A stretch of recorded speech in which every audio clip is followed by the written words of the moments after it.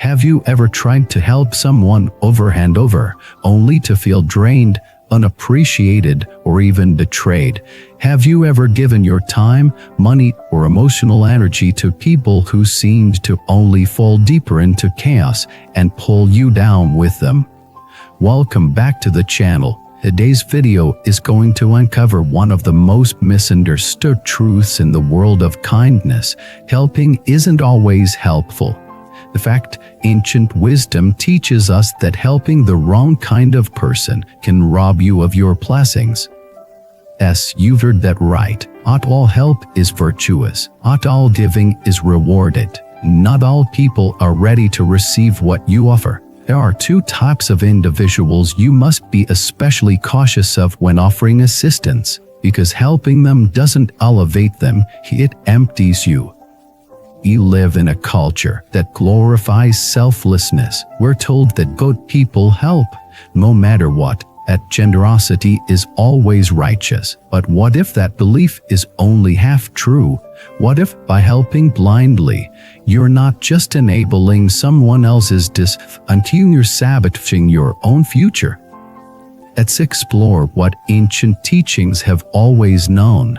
Discernment is a critical part of compassion. There is a story passed down through many traditions about a man who tried to rescue a drowning scorpion. As he reached out, the scorpion stung him. Again and again, passerby asked, "Why do you keep trying to save it when it keeps hurting you?" The man replied, "Because it's my nature to help, and it's his nature to sting." But the wise teacher watching said, "Then use a stick, help with wisdom, not with your bare hand." This is the core message. Don't lose yourself trying to rescue someone who doesn't want to be rescued. So, who are these two types of people you must avoid helping at the cost of your own peace? The first is the ungrateful victim. This person always has a problem, always needs saving, always blames others, but the moment you offer help, they accept it, not with gratitude, but with entitlement. And worse, they often complain that you didn't help enough. No matter how much you give, it's never enough. You feel obligated, not honored, trained, not empowered. This person doesn't want healing, they want attention. They don't want change, they want comfort, and they will use your compassion as a crutch, not a catalyst. Over time, you'll notice a pattern. The more you help them, the more helpless they become. They call you only when there's a crisis. They listen only long enough to vent, and when things go wrong again, as they always will be blamed for not doing more. Helping them is like pouring water into a bucket with a hole. So what's the danger? You burn out. You begin to doubt your own instincts. You feel guilty for wanting to walk away. But ancient wisdom tells us true compassion is not rescuing someone who refuses to swim, it's teaching them to swim and stepping back. The second type of person is the manipulative user. This one is more dangerous because they seem grateful. They might even flatter you, tell you how amazing you are for helping them, but it's a performance. Underneath, they see you not as a friend, but as a resource. They are experts at playing the victim, the martyr, or even the humble seeker, a K10, and they always ask, never offer. They always receive, never reciprocate. And when you set a boundary, they vanish, or worse, retaliate. They manipulate your kindness to get what they want. And once they have it, they disappear until they need more. These are the people who drain your energy, time, and spirit under the disguise of friendship or need. They pretend to be helpless, but they are only unwilling, and you become the wall they keep returning to until you're dry. So what do? Become cold. Stop helping altogether. Oh, The answer isn't to shut your heart, it is to sharpen your wisdom.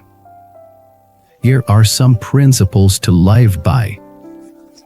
Observe behavior, not words. People can say anything, but patterns tell the truth. Are they growing, changing, or just looping through the same mess while using you as their cushion? Ask yourself, does this help empower them or just comfort them temporarily? Real help challenges people to take responsibility.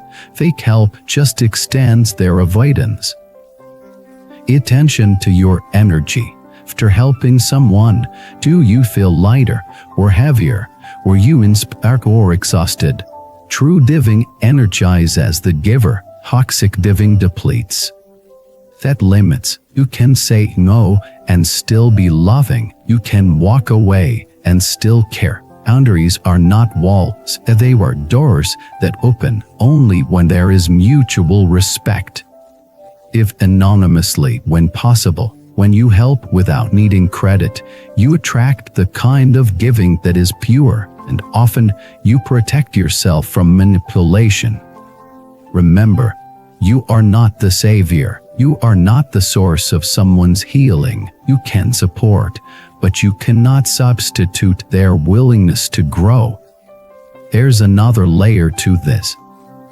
When you constantly help those who resist growth, you block the flow of blessings meant for others. Imagine your energy as a river that keeps flooding a barren field that refuses to grow. What happens? Other fertile fields downstream remain dry. Where time, love, and energy are sacred, direct them toward those who are ready. Sometimes, the kindest thing you can do for someone is to stop helping them. Let them face the consequences. Allow life to be their teacher, because pain can teach what comfort ever will. And here's the irony. The moment you stop rescuing someone, they might finally start saving themselves. This is what ancient wisdom understood. There's a time to give, and a time to step back, time to offer, and a time to allow the lesson to unfold. Now, let's shift perspective. Are you the one who always helps? Do people call you the strong ones? Do you feel responsible for everyone's well-being? Here's your wake-up call. You don't have to carry everyone. It's not noble to drown with someone who refuses to swim. It's noble to love them enough to let them try. You deserve rest. You deserve support. You deserve relationships where giving flows both ways. You don't need to be a martyr to be worthy.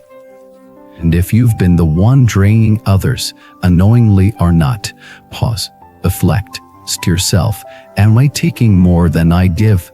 Am I expecting others to fix what I'm not willing to face? Healing starts with honesty. Help is sacred, but so is discernment.